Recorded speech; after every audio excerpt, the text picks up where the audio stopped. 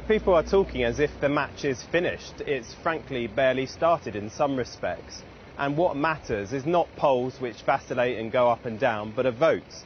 And if you actually look at how people have voted under Ed's leadership across the country, we've put on over 2,000 councillors. Importantly, in the southern regions where we really do need to win back support in order to form a majority next year. But look, Sarah, you know, this speech was a typically honest and sincere speech from Ed. Absolutely clear that this is going to be one of the closest general elections in history, but it was also actually very personal.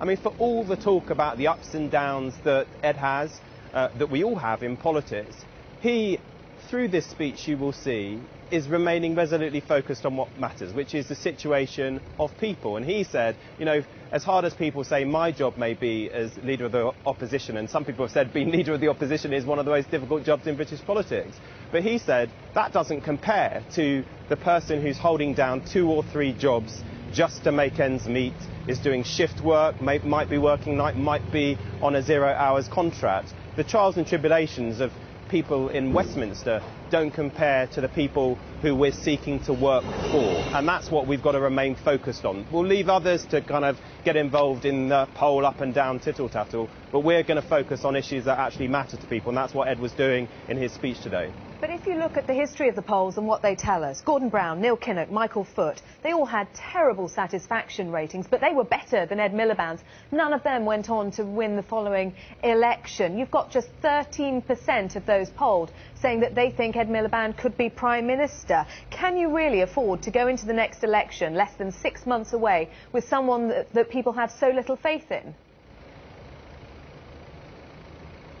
Well, I don't accept what you're saying, and as I said, I mean, you're quoting to me polls, but what actually matter are votes, and I don't think we should be insulting the electorate by telling them how they're going to vote on the 7th of May in 6 to 7 months.